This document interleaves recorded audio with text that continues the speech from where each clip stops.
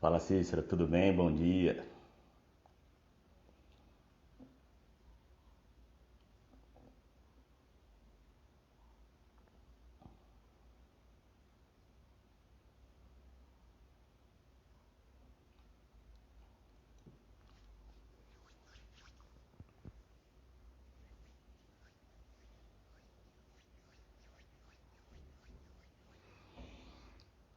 Oi pessoal, bom dia, bom dia. São 8 horas e 59 minutos, 8h59 nesse 6 de julho de 2020, segunda-feira. A semana está começando.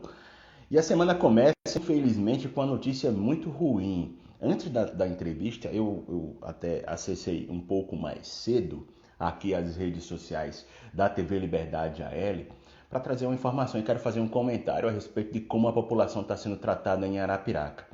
Isso, Cícero, hoje com a deputada. Acabei de falar com ela já aqui pelo WhatsApp. Mas antes de conversar com ela, eu quero fazer fazer um comentário a respeito de como as pessoas estão sendo tratadas aqui em Arapiraca. Hoje pela manhã eu recebi imagens de como está a situação na porta do Terceiro Centro, que é um dos sentinelas aqui do município. E é uma pouca vergonha o que está sendo feito com a população de Arapiraca. Eu não sei se é guerra política de governo municipal com governo estadual, não sei, não quero saber. O que eu quero é que seja resolvido. Como é que as pessoas doentes, se já tem a dúvida se está com a Covid-19 ou não, estão adoentadas, tem chovido aqui em Arapiraca, hoje o dia amanheceu com chuva e é obrigado a ficar na porta de centro de saúde, em fila, doente, aglomerado, e eu tenho que ouvir, ler propaganda dizendo que cada um precisa fazer a sua parte. Você precisa fazer a sua parte, gestor. Faça direito, rapaz. Tanto recurso que recebe.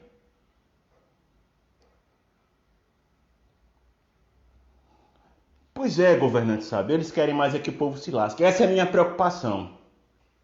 Essa é a minha preocupação. Já solicitei informações por parte da prefeitura porque está acontecendo isso. Já solicitei, entendeu? A informação na fila é de que só tem teste rápido lá nesse projeto, no Sentinela, lá no Terceiro Centro, sendo que Arapiraca tem 3. E só tem teste rápido lá, então solicitei junto à assessoria de comunicação, gentilmente, está sendo atendido assim que tiver essa informação, vou repassar aqui para vocês, mas é uma pouca vergonha tratar o povo pior do que... Porque nem animal a gente trata assim. Tantos projetos que existem para benfeitorias em relação aos animais. E quer tratar o povo desse jeito. Quem ainda não viu, logo depois da entrevista, pode acompanhar no feed da TV Liberdade AL a fila de hoje cedo. Pessoas idosas, pessoas doentes. Já disse, não me interessa se é questão política, não me interessa se é guerrinha de candidato, de pré-candidato, ou seja lá o escambau que seja. Eu já disse aqui, não sou imparcial. Eu sou parcial a favor da população. Eu, Tony Medeiros, sou parcial a favor da população. Não é a primeira vez que a gente vê isso acontecer. E vem falar, e o pessoal ainda fala, não, colapso da saúde por causa de pandemia. O colapso da saúde existe há trocentos milhões de anos. Isso nunca foi resolvido porque nunca foi prioridade. Nunca foi prioridade. Se atentem. Gestores. Vocês não sabem o que significa a palavra gestão. Nós aqui sabemos, nós aqui, eu, TV Liberdade e toda essa turma aqui, ó, que está acompanhando a gente, sabe o que é gestão. E sabe o que exigir de gestor. Que não é braço cruzado e discurso populista. A gente vai precisar de mais o quê? De quantas mortes? De quantas pessoas sofrendo, doentes? Não se sabe nem se isso tem sequelas. Evite aglomeração. No início da pandemia, eu não gosto de levantar a voz não, mas no início da pandemia, o governo do município fez um pagamento, pagamento dos servidores, e logo em seguida disse, não, é necessário ir na agência porque houve um erro, não sei o que lá. Caramba, se falava em evitar aglomeração. E o pagamento que é feito todo mês, o município cometeu erro justamente no período da pandemia. Eu vim aqui na TV Liberdade e reclamei. Rapaz, não façam isso não com o nosso povo. Não façam isso não. Obrigado, Alessandra Macedo. Enquanto existir rede social, eu vou fazer isso. Onde eu estiver, enquanto existir rede social, a TV Liberdade pode estar num bequinho, porque o que importa não é a tecnologia. A tecnologia ajuda. O que importa é isso aqui, ó, que está aqui dentro, ó, na cachola. O que está aqui dentro é o que como a gente se expressa, o que a gente diz. Não vou ficar de piadinha aqui não, porque já basta a piada que a gente já vê todos os dias. Primeiro, tudo era Covid. A cidade para porque é Covid, tudo era Covid. Nada mais está sendo feito. Nada mais está sendo feito.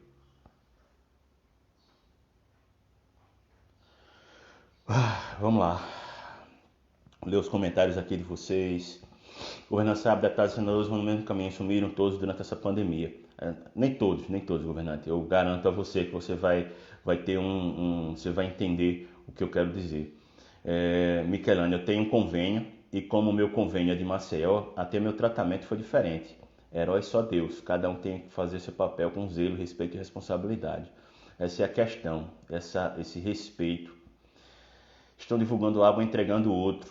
Tony, quanto mais o povo sofrer, melhor para os maus administradores. É verdade, governador sábio. Ela já está por aqui com a gente, desse nosso bate-papo. Foi até bom eu já ter dado essa aliviada na tensão, porque eu acordei e já vi essa informação de gente na fila, esperando atendimento. Oi, e aqui Tony, com a bom gente, dia. bom dia, a deputada mais jovem, eleita a deputada mais jovem do Brasil, é aqui de Alagoas, Cibele Moura, seja bem-vinda, muito bom dia. Bom dia, Tony. Obrigado pelo convite. Deputada, estava falando agora há pouco, a gente colocou na TV Liberdade agora há pouco, no feed de notícias, a fila. Até mudando um pouquinho antes da gente entrar no assunto que a gente já havia conversado, mas a fila em frente ao terceiro centro de saúde, que é o Sentinela, um dos sentinelas aqui de Arapiraca, da forma como as pessoas são tratadas,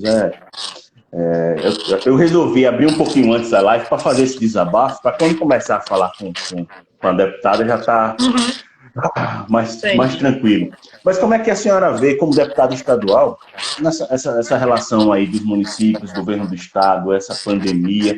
Vi postagens de sua parte falando sobre reabertura do comércio na capital e essa preocupação justamente em evitar que se expanda ainda mais essa doença. Bom, o coronavírus é uma coisa complicada e não adianta a gente tentar aqui entender ele ou deixar de entender. Acho que a imprensa está fazendo esse papel muito bem, inclusive. Agora, acho que todos os dias o governo, os deputados e a população, a gente toma escolhas. E essas escolhas, por muitas vezes, são certas, por muitas outras, nem tanto. Então, A abertura do comércio, por exemplo, a gente já está com o comércio fechado há o quê? Há mais de 100 dias, falando fora Maceió. Então, é muito complicado para o pequeno empresário, para o pequeno produtor manter a sua folha, manter o seu funcionário. Então, quando a gente fala de abertura do comércio, pelo menos eu não estou menosprezando a capacidade do vírus, a capacidade de contágio, muito pelo contrário. Eu acho que esse vírus é muito sério. Acho que todos que puderem têm que ficar em casa. Acho que a defesa do isolamento ela é importante. Mas negar números é uma coisa que eu não costumo fazer. E 7 mil empregos perdidos em abril não é algo tão simples. 7 mil mães e pais de família fora do posto de trabalho não é algo que a gente pode dizer que é normal, que é natural. E a gente não pode criar outra crise. A crise econômica, ela existe. Ela não foi criada pelos governos, como muita gente até tenta pôr. Não, ela foi criada pelo vírus. O vírus que é o vilão nessa história toda. Mas... porque tirou-se o foco, né? Tirou o foco, né, deputada, do vírus para essas outras questões partidárias, né? O inimigo é em comum. A gente tem que estar unido, independente de posição política, ideológica, ou se gosta do governador, do prefeito, do presidente. Isso, no momento, é o que pouco interessa. As questões políticas, elas existem. A gente está no mundo político, é normal ter uma crítica, uma pontuação. Isso é saudável, inclusive, para a democracia. Mas o que não pode acontecer é isso se tornar o foco principal. As pessoas focarem em discutir política e não no combate ao vírus. O vírus é o ponto. A gente tem que atacar o vírus. Não, o vírus não foi criado pelo presidente da República, mas também não foi criado pelos governadores ou pelos deputados. O vírus está aí. E a gente tem uma escolha. Como a gente resolve? E no meio dessa escolha, a gente tem algumas linhas que são muito tênues. Como, por exemplo, o comércio. É cedo flexibilizar o comércio? É porque vem a questão dos dados também, né? Quem tem que determinar isso, e foi a minha defesa no post que eu fiz, muita gente até não entendeu, Tony, mas foi a defesa no post que eu fiz, quem tem que determinar isso é a ciência. São os números de cada cidade, o número de cada região. Maceió, por exemplo, começou a ser aberto, os números em Maceió caíram todos. Então, as coisas têm que ir acontecendo na maneira que os números forem se comportando. O que a gente não pode fazer é dizer que é uma discussão economia versus vírus. Não é, nunca foi, não tem que ser. A saúde tem que estar, sim, em primeiro lugar, mas a gente não pode menosprezar a condição financeira das pessoas. Porque a gente não está falando aqui de quem ganha 40, 50, 60 mil reais mês, não. Pelo menos eu não estou. Eu me preocupo com quem ganha seus 1.000, 2.000, quem mantém uma folha de 3, 4 funcionários. Esse é o que preocupa. O que não tem capital de giro para manter a sua família por mais de 3 meses. Pouca gente tem para manter. Porque a gente vai acabar criando trocentos outros problemas, né? Porque vem o desemprego, aí vem as doenças provocadas pelo desemprego. A gente está falando da saúde mental, né? E, enfim, as doenças sociais também, que são acarretadas por isso. E aí a gente tem discutido desde o começo a relação com o transporte intermunicipal. E um projeto de lei de sua autoria, que foi aprovado recentemente na Assembleia Legislativa, está à espera da sanção governamental, do governador Renan Filho, coloca em xeque tudo isso, né? Coloca à disposição da população a questão do transporte intermunicipal, que tem sido uma panela de pressão aqui em Alagoas. O transporte, ele, para mim, ao meu ver, é um serviço essencial que nunca deveria ter parado. Nunca, em nenhum momento. E explico alguns motivos. Primeiro que quando tudo estava fechado, você não tinha... Estava fechado praia na capital, estava fechado bares, restaurantes que ainda estão, tudo fechado. não, você não teria um fluxo tão grande assim para chegar à capital ou nas grandes cidades através do transporte, porque as pessoas simplesmente não tinham para onde ir. Você não tinha motivos supérfluos, vamos dizer assim, para as pessoas irem. Agora, você prejudicava as pessoas que precisavam vir. E não só a capital, mas a capital ou todas as cidades polo de Alagoas. Há exemplo, por exemplo, de São Luís, Porto Calvo, Santana do Ipanema. Arapiraca, Então, as cidades Delmiro. Delmiro, as cidades vizinhas, elas vivem da economia e de tudo em torno dessas grandes cidades. E alguns serviços não pararam. Eu recebi ligações de muitas pessoas, muitas, que trabalham no HGE, por exemplo, e não tem transporte para sair de Marechal ao HGE. Estão levando falta. E como é que elas fazem para vir? Não tem carro. Então, você prejudica, inclusive, os transportes, você prejudica os postos de trabalho essenciais. Hoje está sendo inaugurado o Hospital Regional do Norte. Eu já recebi algumas ligações também, de ontem para hoje, de pessoas que foram chamadas para trabalhar lá, que estão encontrando essa dificuldade de como fazer para chegar. É complicado. Não E é. o Marcondes Prudente aqui está dizendo o seguinte: o transporte dentro dos municípios está funcionando. Tá. E pelo E menos aí, isso. e aí assim, aí o coletivo funciona dentro do município, mas intermunicipal ele não funciona. Essa é a relação que ele quer fazer, entendeu? Ele Por que essa funciona, diferença? ele funciona, atende a cidade, mas o cidadão do interior, ele é prejudicado. O da capital, o de Arapiraca, o das grandes cidades, nem tanto, porque normalmente a grande maioria dos trabalhos, o enfermeiro de Arapiraca, ele trabalha em Arapiraca mesmo, normalmente. O enfermeiro de Maceió, ele fica em Maceió, ele não precisa ir para outra cidade. Mas e o cara que é de Marechal? E agora? E outro ponto. Maceió voltou a abrir. Ótimo. Maceió voltou a estabilizar o comércio de uma maneira controlada, mas voltou. Os postos de trabalho que voltaram a funcionar, os funcionários que são de Paripueira, da Barra de Santo Antônio, de Arapiraca, de Marechal, esses vão perder o emprego? É esse o decreto? É essa a ideia?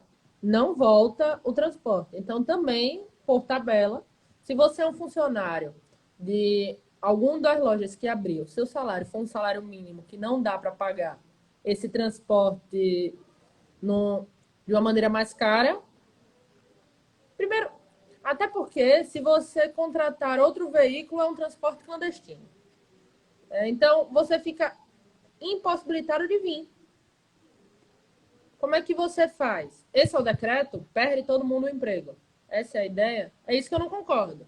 E aí, por isso que a gente aprovou a lei na Assembleia Legislativa, que eu dei entrada já em abril, já no começo da pandemia, para que não parasse. O governador e o governo do estado pode determinar medidas de segurança, como afastamento necessário, como utilização de EPI, e tudo isso que os demais estados e as demais medidas estão sendo adotadas. Mas parar o transporte é muito complicado. Eu não gosto dessa medida. Eu acho muito complicado cessear o direito das pessoas de ir e vir. E eu vou até um pouco mais além do que, até dentro do que o projeto prevê, de que não é só para agora, não é só para esse momento, mas que seja daqui para frente, em situações desse tipo, se surgirem, o transporte permaneça funcionando, não é isso? A minha ideia era essa. Eu quis passar na Assembleia, infelizmente, alguns não aceitaram, em nome do andamento, da celeridade, da gente não perder muito tempo discutindo, porque a situação realmente é emergencial, a gente aceitou tirar isso do projeto para que isso possa, de fato, ajudar agora. Mas eu gosto de fazer leis que perdurem, que a gente perca menos tempo com problemas já conhecidos.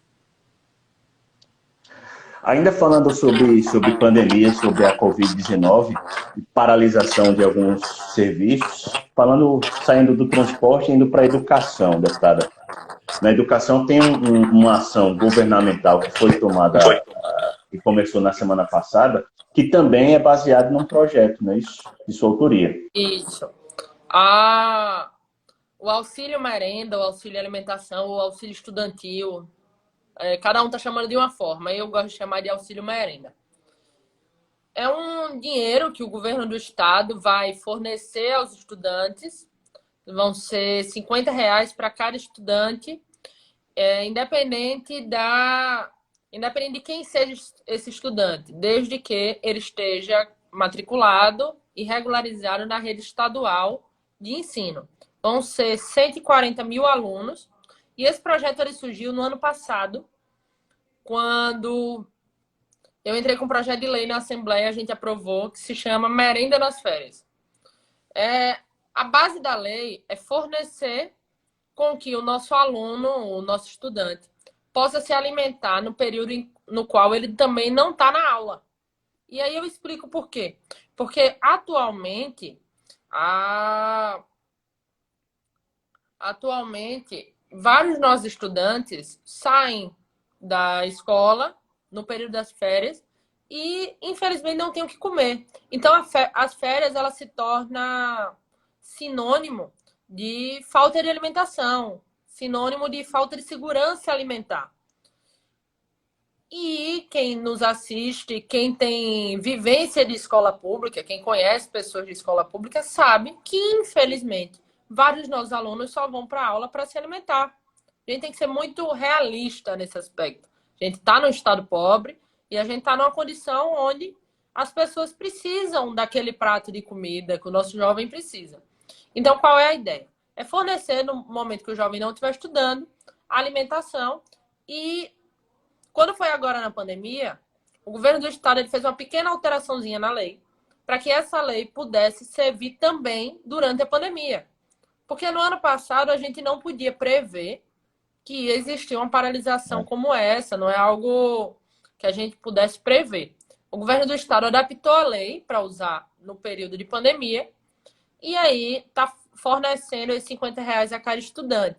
Muita gente acha, e eu até concordo, que o valor ele é pouco, que R$ 50 não seria suficiente. Mas a gente tem que entender a realidade de cada órgão ou de cada ação. Cada estado. R$ 50 é pouco? É. Mas na hora que a gente compara o valor que chega para o governo do estado para utilizar como merenda com os R$ 50 ainda é muito. Chega por aluno centavos todo dia. É coisa de 42 centavos, se não me falha a memória aqui.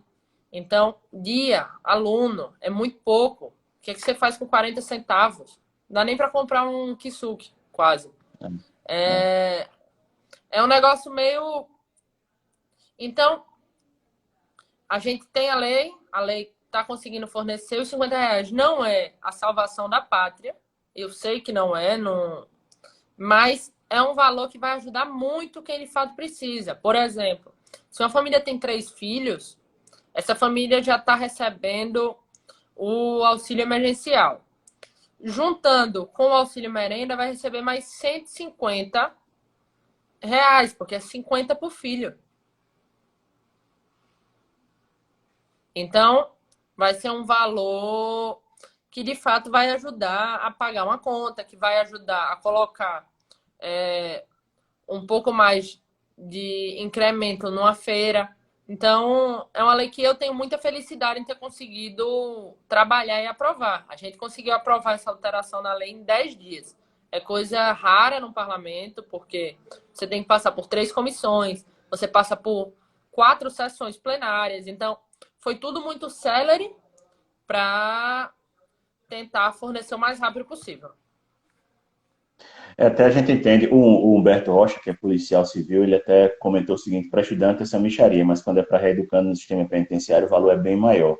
Realmente não sei os valores, mas deixar bem claro também o que a deputada falou agora há pouco, né, de que também considera que seja um valor baixo, né?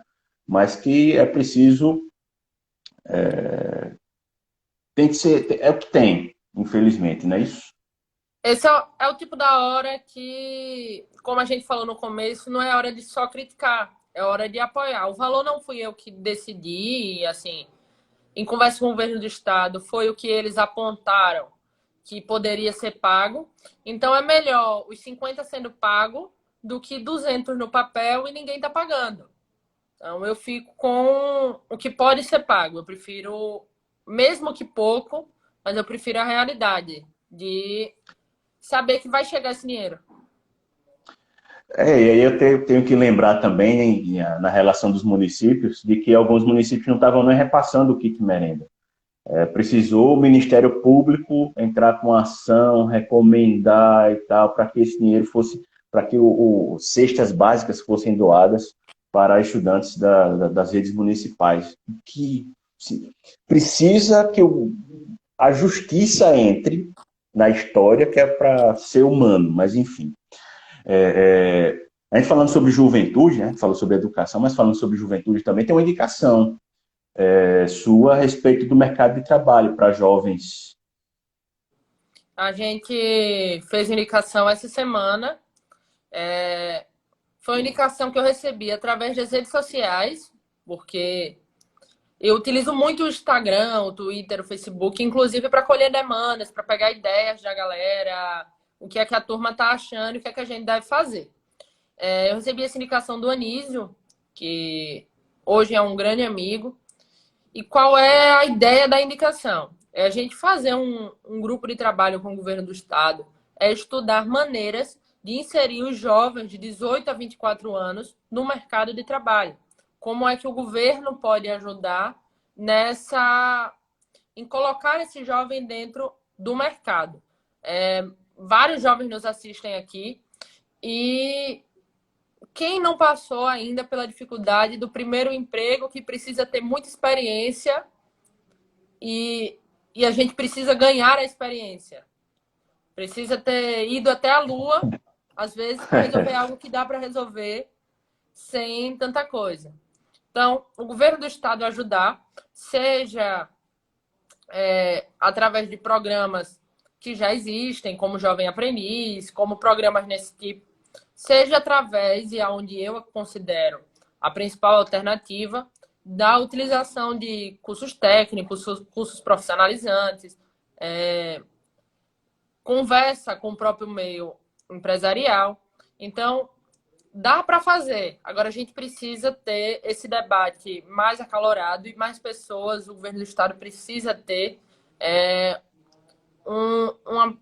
uma pessoa ou um técnico, enfim, focado nesse problema. A gente não pode abandoná-lo. Esse problema tem que ser enfrentado. Como colocar os nossos jovens no mercado de trabalho? E são questões que, na verdade, sempre existiram, também na sua história, de que a gente acompanha a história política de Alagoas e, como liderança jovem, a deputada, antes de ser deputada, já fazia trabalhos voltados para a juventude, alertando, inclusive, governantes a respeito disso.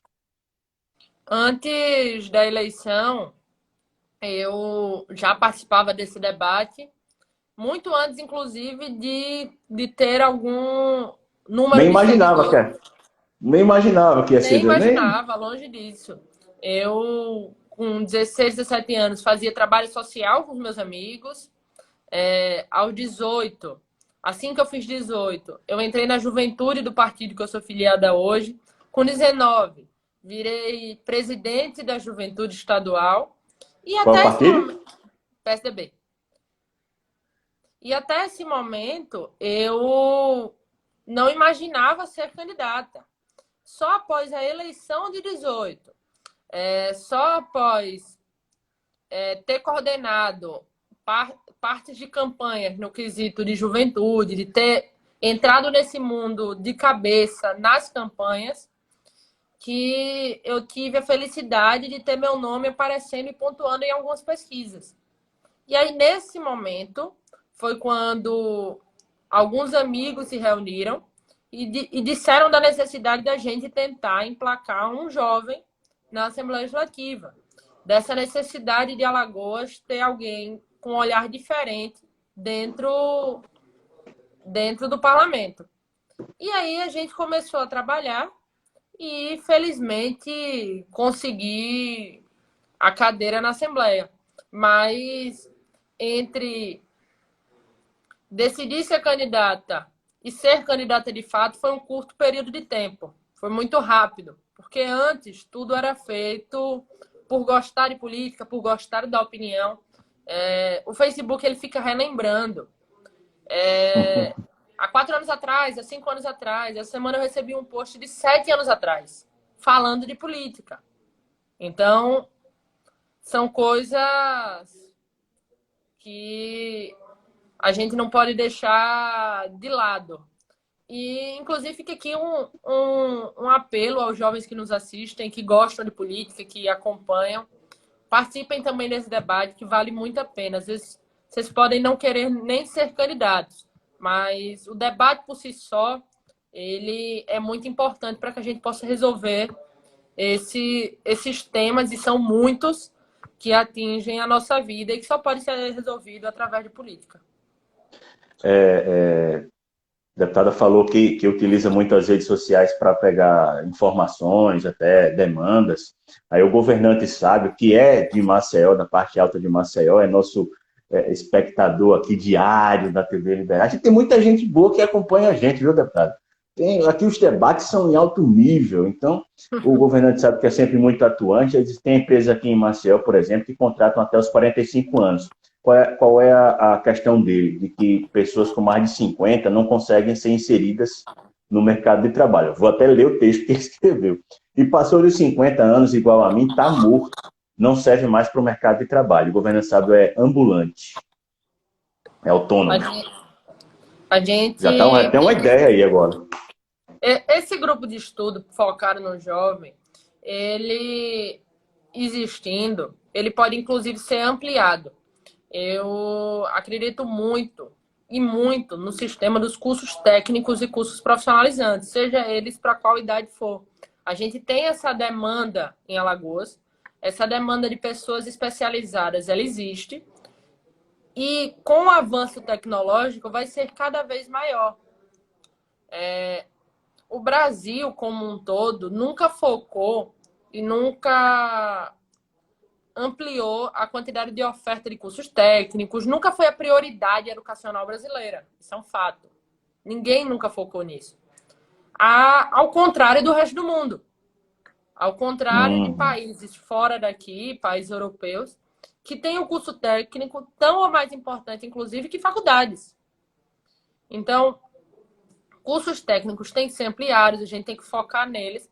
E com esses cursos, a gente consegue colocar jovens e pessoas um pouco mais velhas. Até porque uma pessoa de 50 anos ainda é uma pessoa muito nova. Não é uma pessoa velha, ainda é uma mão de obra que pode trabalhar muito, que ainda pode ajudar muito a sociedade. E fora a experiência que tem, né? O que a gente precisa é profissionalizar essas pessoas. Porque realmente, na hora que você tem duas pessoas, que nenhuma das duas tem experiência, e nenhuma das duas tem curso técnico, você vai preferir a pessoa de 30 anos. Você não vai preferir nem o jovem de 20, nem a uma pessoa de 50. Então, se a gente dá o curso técnico, talvez esse patamar de idade ele desapareça. E a gente vai ter a mesma contratação de uma pessoa de 30, uma de 20 e uma de 55. A ideia é profissionalizar a turma, é colocar as pessoas para dentro do mercado de trabalho de uma maneira efetiva. É a questão da qualificação, né?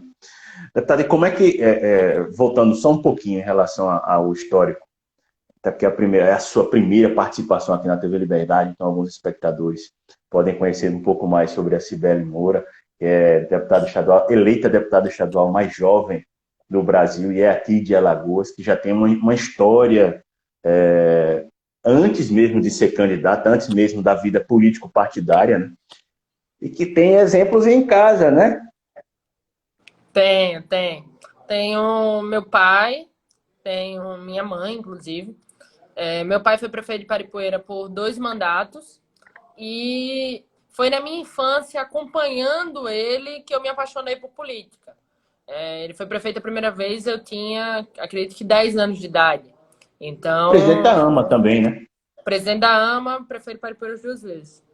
Então, com a transformação que ele conseguiu fazer em Paripueira, e quem nos acompanha, que conhece Paripueira 15 anos atrás, basta dar um Google. Paripueira 2007. A cidade estava aos pedaços. Ele conseguiu virar a chave da cidade, transformar. E assistindo essa boa política que eu tive a certeza que os problemas do Brasil, os problemas de Alagoas, a gente só resolve com gente boa aqui dentro. E isso aos 10 a 15 anos. Em 2013, 5 anos depois, meu pai já era.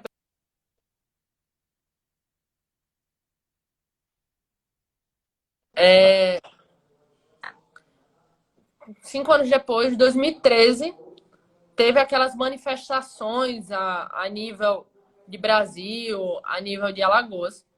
E eu me lembro de assistir aqui,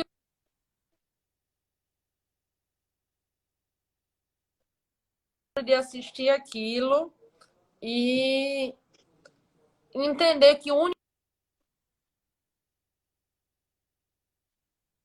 E eu me lembro de assistir aquilo e entender que o único É o caminho pessoal chamando para o é, hospital, para a inauguração do hospital, não? é para o hospital. Mas, Ó, eu vou infelizmente, acelerar.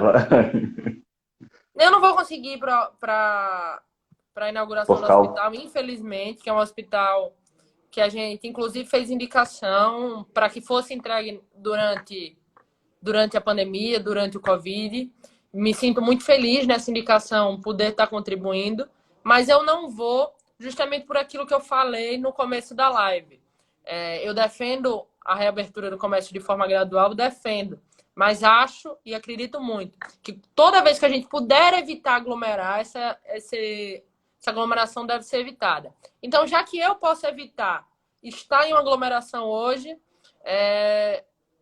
acho que vale mais a atitude do que a foto no final do Instagram. Eu acho que vale muito Ah, mais a atitude sim. de estar em casa hoje. Perfeito. Não tem sentido eu pedir para você ficar em casa e eu estar numa inauguração ou tirando foto. Não acredito que é um interessante hoje. A deputada estava falando sobre a questão da adolescência, né, da influência e tal. Priscila Anacleto, jornalista Priscila Anacleto, está dizendo aqui que lembra de você em cima no palanque, na campanha do Abraão, e que falava melhor sobre política do que muito adulto. Eu sempre tentei, sempre gostei muito. Desde pequena, sempre estive envolvida. E tive a felicidade de ter uma família que não cortasse as minhas asas. E aí, quem nos assiste também pode sentir isso. Muitas vezes a gente tem um sonho quando pequeno e a família pode nos podar. E aqui em casa não, foi muito o contrário. Eu sempre fui muito livre para correr atrás de tudo que eu quisesse.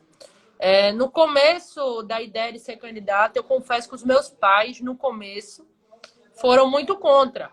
Não achavam que era o momento ou que eu deveria ser candidata naquele momento, porque, na visão deles, eu deveria focar na minha carreira dentro do direito, faculdade que eu estou acabando agora, deveria focar nesse lado. Mas quando eu bati o pé, disse, não, ó, eu sou candidata e eu quero a ajuda de vocês, eu preciso da minha família, não dá para enfrentar uma guerra dessa sem estar de mão dada com as pessoas que eu mais acredito, que são meu pai e minha mãe. Acho que qualquer pessoa pense mais ou menos como eu nesse sentido. Então, eu tive a felicidade deles abraçarem a ideia e caminharem comigo. Mas confesso que no primeiro momento eles foram contra, no primeiro momento muito resilientes à ideia, muito no afastamento natural. Mas depois de acho que uns 2, 3 meses que eu consegui mostrar que a candidatura era viável, que não era algo meramente um sonho de Instagram, A gente Não era conseguiu. vaidade. Não era vaidade, a gente tinha de fato um grupo compromissado, pessoas boas querendo apoiar. E, e o Instagram, ele tem muito isso. Ele conecta a gente a pessoas do estado inteiro, do Brasil, do mundo todo. Então, eu tive a felicidade de conhecer gente no estado inteiro abraçando a nossa candidatura, antes mesmo até de eu decidir ser candidata. Gente Tá de dando aquele Delmiro, empurrãozinho. de Porto Calvo, de Marechal. Pessoas que vinham até mim e dizer, ó, tamo juntos, se você decidir ser alguma coisa, conte comigo que eu vou lhe ajudar. Então, antes até de decidir ser candidata, as pessoas chegaram até a gente. Então, esse é o... Quando se coloca um nome à disposição, é natural que mais pessoas cheguem. É normal que mais pessoas que veem o trabalho continuamente cheguem para apoiar e para dizer, ó, eu gostava, você decidiu ser candidato, tamo junto. Mas quando isso acontece antes até da gente ser candidato, é a confirmação duas vezes de que o caminho era aquele mesmo, de que a gente estava certo. Uhum. Então, eu recebi esse chamamento, venha que tem gente querendo. Perfeito. E a rotina? Você falou do Abraão, mas peraí, antes de falar da rotina na Assembleia, tem um outro lado também aí da família, né? Tem. Tem minha mãe é prefeita da Barra de Santo Antônio, uma pessoa que eu tenho muito orgulho do mandato que ela vem fazendo.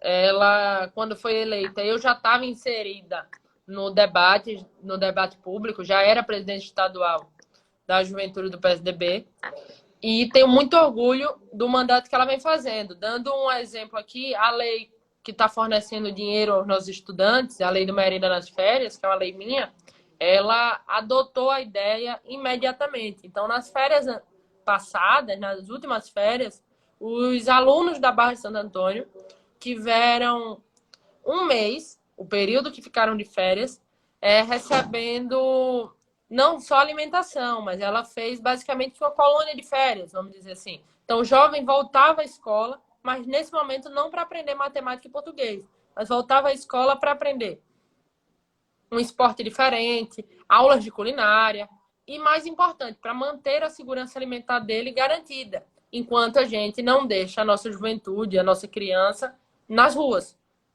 Quanto mais tempo o nosso jovem passar na escola, melhor para a nossa sociedade. Não é melhor só para ele, mas é melhor para todos nós. Perfeito. Deputada, e como é que tem sido essa rotina na Assembleia Legislativa diante da pandemia? Como é que têm sido os trabalhos? Eu, que era uma pessoa que gostava de chegar na Assembleia de manhã e sair de lá só no finzinho de tarde, ou às vezes estendia para 10, 11 horas da noite, eu senti muito. No começo foi um pouco mais difícil de me adaptar à rotina de home office. Mas o meu gabinete foi o primeiro a adotar o home office. No primeiro momento que a gente viu a pandemia começando a se espalhar, e eu não sei, Tony, se você acompanhou, mas no começo da pandemia, eu estava lutando por algumas festas clandestinas que estavam acontecendo, a gente conseguiu barrar, junto com os prefeitos, algumas festas. Então, mais do que falar, a gente tem que dar o exemplo. Tem uma frase que eu gosto, quem utiliza ela muito é até o Luciano Huck. Palavra convence, exemplo arrasta. Então, meu gabinete foi o primeiro a adotar o home office. E aí a gente criou estratégias. As reuniões hoje são feitas através do Zoom, através do WhatsApp. Eu confesso que o sentimento da minha equipe, não só meu, é que a gente trabalha 2, 3 vezes mais dentro do home office.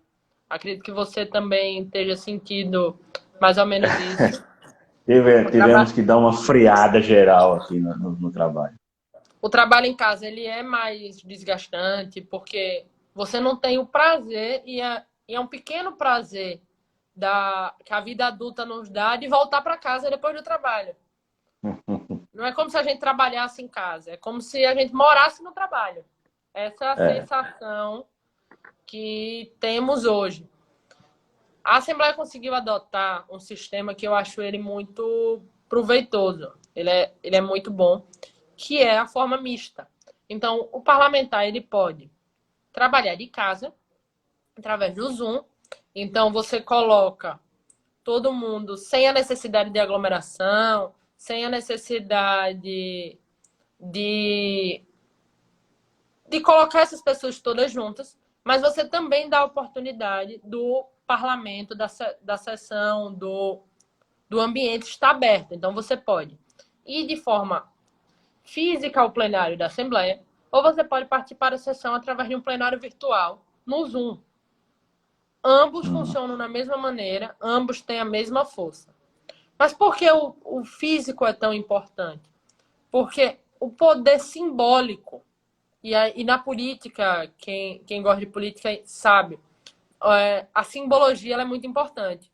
Essa força simbólica do plenário, ela nos ajuda, inclusive, a aprovar matérias. A exemplo. Então, que é que eu estava me policiando para fazer? Todos os dias eu não estava indo da forma física, estava participando online, participando Online. regularmente, votando as matérias de forma online. Mas uma vez por semana eu ia até a Assembleia, porque lá eu utilizava o espaço para ou dar um discurso mais convincente, para tentar convencer os meus colegas da necessidade da aprovação de algumas leis. Aproveitava o momento, depois de uma semana a outra, de 7 dias, para articular as matérias entrarem em pauta, as matérias que precisam ser votadas na comissão. E são algumas coisas que é difícil de fazer através da internet, atrapalha o trabalho legislativo. Porque o trabalho legislativo ele nada mais é do que um processo de convencimento dos outros deputados da necessidade daquela matéria. E fazer isso só pelo Zoom é algo difícil numa casa de 27 pessoas, de 27 parlamentares. Requer um desgaste de tempo muito grande se você for ligar de um por um, for convencer os 27. Então, essa era a rotina que eu estava adotando. Ficar em casa o maior tempo possível, mas ir à Assembleia uma vez por semana e utilizar essa uma vez para fazer o que eu fazia em 5 dias dentro da Assembleia, fazer em uma manhã e meia. Então, eu ia para lá 8 horas da manhã e voltava 2 da tarde, mas tinha que voltar com tudo resolvido. Tem que voltar com os projetos já alinhados, com as pessoas já conversadas, para que a gente pudesse aprovar. Foi assim que a gente conseguiu aprovar a lei do transporte intermunicipal. Foi com esse processo de convencimento, com esse diálogo, que a gente conseguiu. Tem uma pergunta aqui até para a gente encerrar, antes que o Instagram nos derrube, deixa, é só 1 hora de live, mas essa também é a primeira participação. Em nome, deixa eu agradecer antes que passe o tempo, toda a equipe que faz o seu staff, todo o seu staff aí na Assembleia. Deixa eu mandar um grande abraço para minha colega jornalista Niviane Rodrigues, profissional de primeira linha, de primeira mão, e que está sempre acompanhando a gente também. O Cícero Carlos está perguntando: deputada, a senhora tem algum projeto voltado para o esporte paralímpico alagoano? Pergunto isso porque sou atleta do basquete adaptado de Alagoas. E o Cícero, eu conheço bem o Cícero, assim, a gente já entrevistei na TV Gazeta, quando trabalhava na TV Gazeta, e o Cícero era do basquete adaptado, e um basquete adaptado alagoano, que se tivesse mais apoio, iria muito mais longe do que já vai. Porque ele vai longe, são títulos conquistados, pessoas que são ajudadas pela atividade esportiva. Fica mais uma ideia. Não sei se já está no planejamento, né, deputada? Mas se não, já tem mais uma ideia aí. Cícero, me confesso que isso é algo que a gente não conseguiu desenvolver ainda.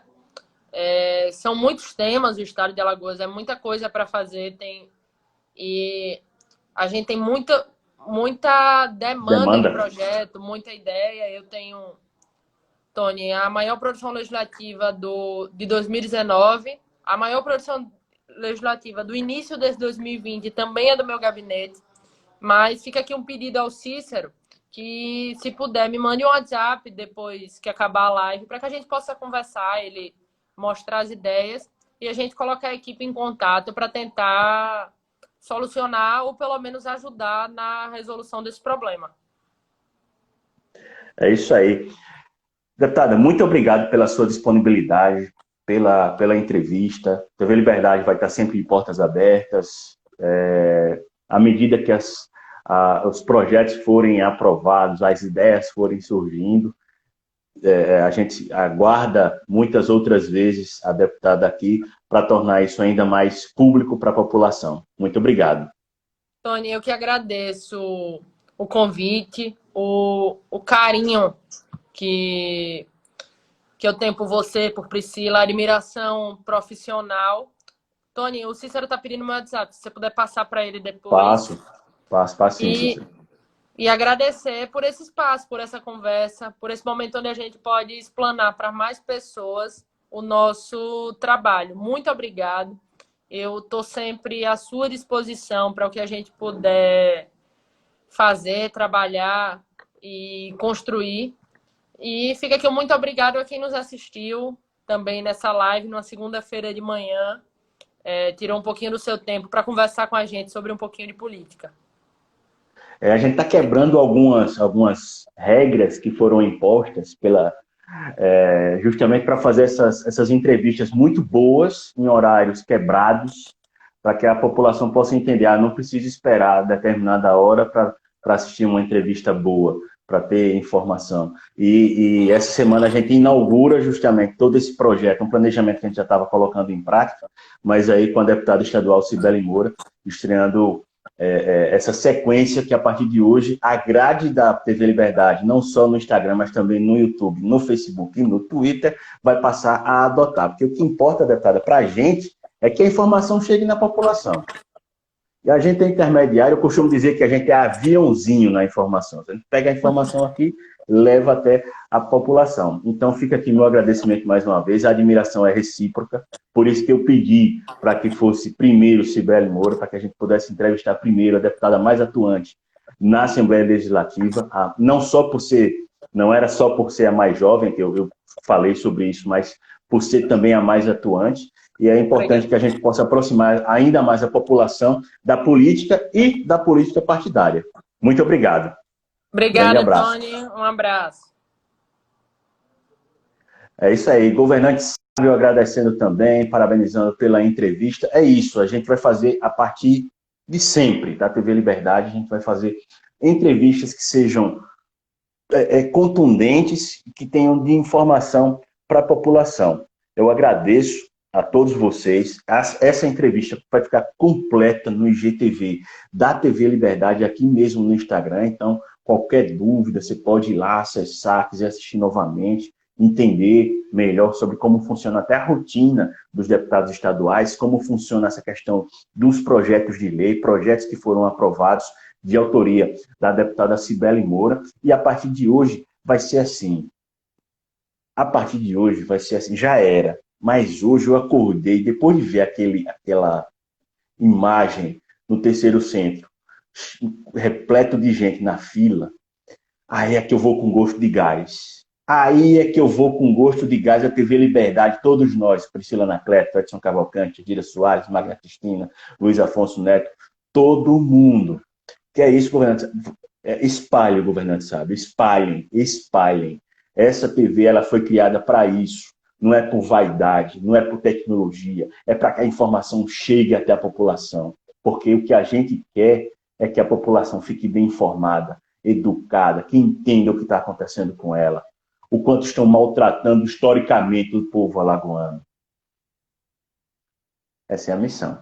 Às vezes com bom humor, às vezes um pouco mais firme, porque é necessário dar puxão de orelha, né? Mas muito boa a entrevista com a deputada Cibele Moura. A gente agradece mais uma vez a todo o staff, a toda a turma que acompanha, os profissionais maravilhosos que fizeram esse contato. Priscila Anacleto na produção, muito obrigado mesmo. Não acaba por aqui não, tá? Daqui a pouquinho, às 10 horas, são 9h53, daqui a pouquinho, às 10 horas, a gente volta para conversar com o Josi Carvalho, que é hostess. Hostess? Você vai entender o que é hostess. E principalmente, a gente fala tanto do turismo aqui em Alagoas, que Alagoas tem um forte potencial turístico, e você vai saber como é que anda o mercado nos cruzeiros marítimos e como é que está a vida de quem estava acostumado a viajar tanto e de repente teve que parar tudo por causa da pandemia. Daqui a pouquinho, um reencontro, né? Minha amiga Josi Carvalho, de longa data na época de organização Arnon de Mello, era na Rádio Gazeta, eu no Jornal Gazeta de Alagoas, e de repente a gente se encontra em situações bem diferentes, mas com um único intuito, levar informação para você que acompanha a TV Liberdade, tá certo? Às 10 horas a gente volta com muito mais informação. Ela já está por aqui. Mas 10 horas a gente volta, senão a live vai ser derrubada aqui, senão a gente fica sem o IGTV da TV Liberdade. É isso. Valeu, pessoal. Até já.